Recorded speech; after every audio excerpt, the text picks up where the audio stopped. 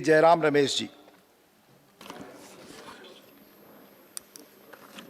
आदरणीय उपसभापति महोदय, एक मिनट, सूचना के लिए लेख करने के बाद ही सर्कुलेट होता है जो नियम है उसमें, इसलिए दैट्स ऑल। आदरणीय उपसभापति महोदय, जी। अस्माभिः अधुना विचार्यमाणम् अविलम्बेन च स्वीकरिष्यमाणम् इदं विधेयकं संस्कृतभाषस्य भूरितरं साहाय्यं करिष्यति। Please. This bill that we are about to discuss and will soon pass will greatly help the cause of the Sanskrit language. Idam videyakam vartamanani त्रीणि संस्कृतसंस्थानि केंद्र विश्वविद्यालयत्वेन परिणम्यते. This bill converts 3 existing Sanskrit institutions into central universities.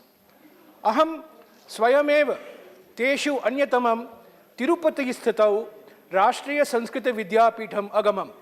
I myself have been visiting the National Sanskrit University, the deemed university in Tirupati, which will soon become a central university because of this bill.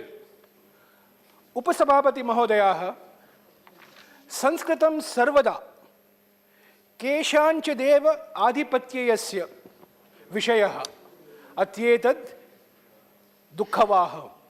Sanskrit has always been the monopoly of a few, and that is a matter of great sadness and tragedy for India. Adhuna bahunam sampada bhavitavyam. We have to make this monopoly of the few into the treasure of the many, and that is what this bill should hope to accomplish.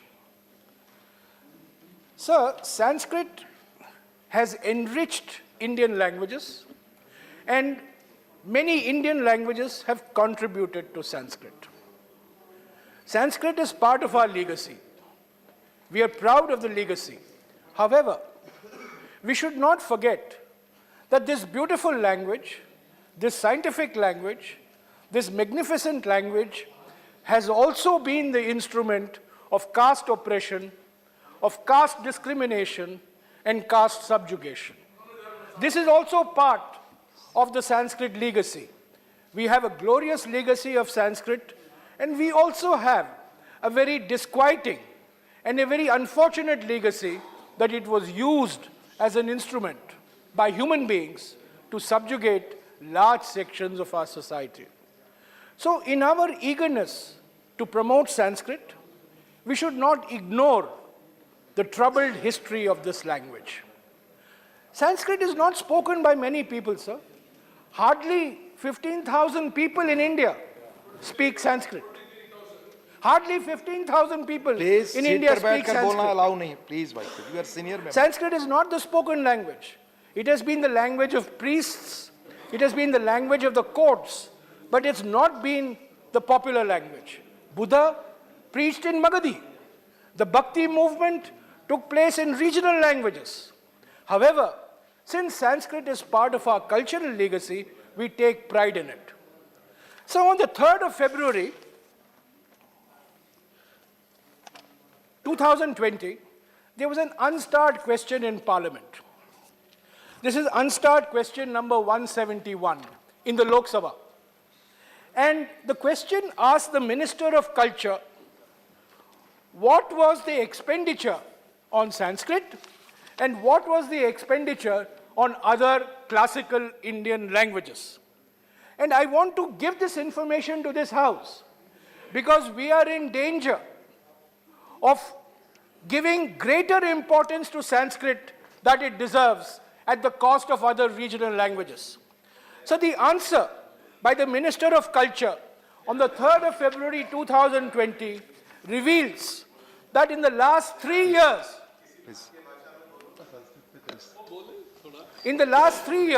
let me finish.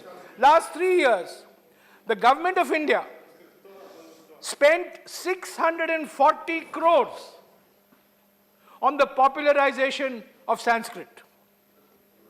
But look at the expenditure on other classical Indian languages.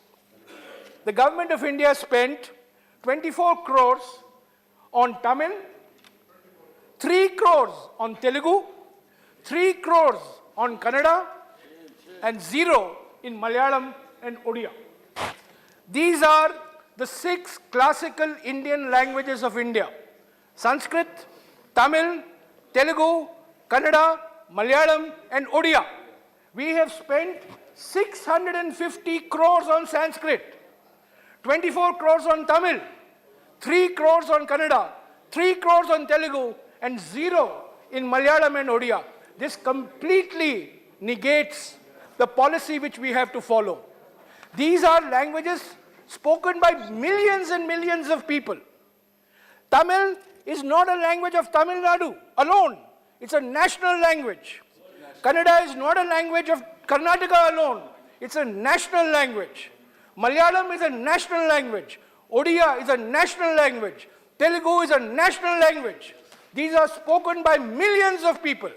But for a language that is spoken by 15,000 people, we are spending 650 crores. This is the admission by the Minister of Culture alone. Sir, we may not like this, but this is a fact that historically, Sanskrit has always been the elite language. I find my friend Bhupinder Yadav is shaking his head. Let me remind him what Valmiki Ramayana says when Hanuman is seeing Sita for the first time in Lanka.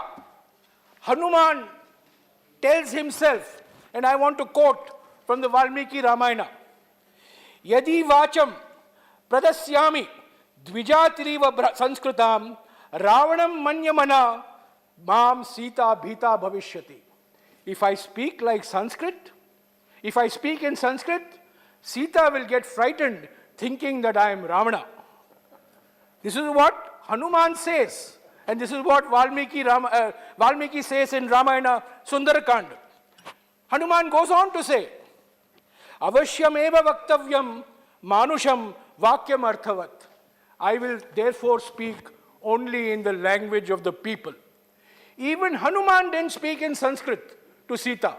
He spoke in the language of the people. And I wish this government speaks in the language of the people and spends more money for Tamil, Telugu, Kannada, Odia, Malayalam, not spending money only in Sanskrit, because that is a very distorted picture of Indian civilization. So, on the bill, I have 2 points. First, there are 3 institutions: Rashtriya Sanskrit Vidyapith in Tirupati, the Lal Bahadur Shastri Sanskrit Vidyapith in Delhi, and the Rashtriya Sanskrit Sansthan in New Delhi. I want to make one suggestion to the Honorable Minister. The greatest name in Sanskrit grammar, the man who invented Sanskrit grammar, who is considered even a genius today by everybody, who lived in the 7th century BC, was Panini. I would request the Honorable Minister to name one of these institutions after Panini. Panini, after all, was born in the northwest frontier province.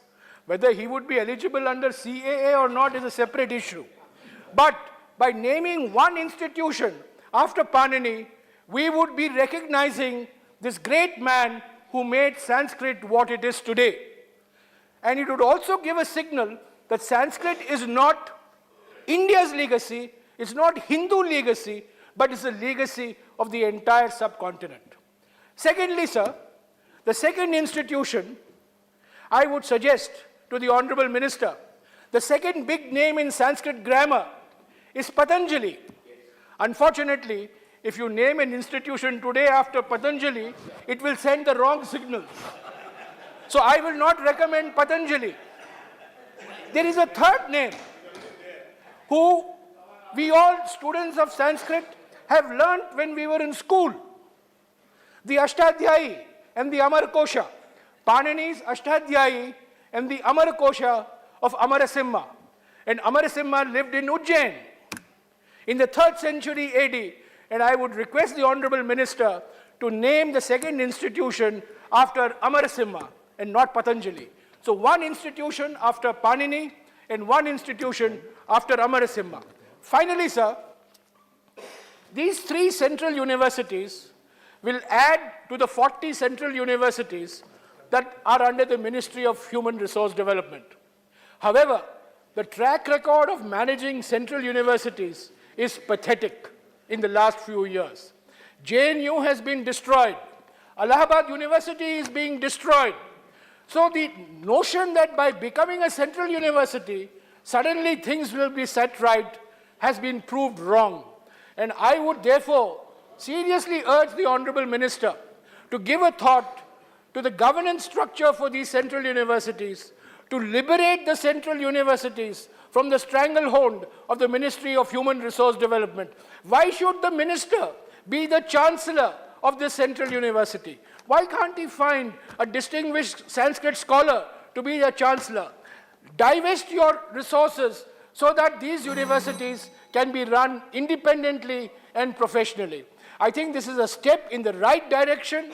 These 3 institutions were started between 1960 and 1970. These are not new institutions. They were started, in fact, thanks to Maulana Azad, Jawaharlal Nehru, and Dr. Radhakrishnan. These were the 3 people who were responsible for these 3 institutions in a way, and they were set up between 1961 and 1970. We are converting them into central universities. It's a good step forward, and I hope that the Honorable Minister will respond to some of the suggestions I have made in a constructive spirit. Thank you, sir. Dr. Ashok Bajpai. और ये विद्वान है, मैं इनको बधाई भी देता हूँ, लेकिन मेरा इन्होंने रेफरेंस दिया इसलिए मैं कहना चाहता हूँ। सर, अगर ये पूरे दुनिया और सभ्यता की लिगेसी संस्कृत है, तो इसको केवल एलीट की भाषा कह के हम भविष्य की दुनिया को वापस से रोकना चाहते हैं। हम सबकी संस्कृत बनाना चाहते हैं, तो उसी संदर्भ में बोलें, इसको एलीट भाषा ना बोले, ये सर्वमान्य की भाषा बने। ये सरकार का भी प्रयास है और हमारा भी प्रयास है। श्री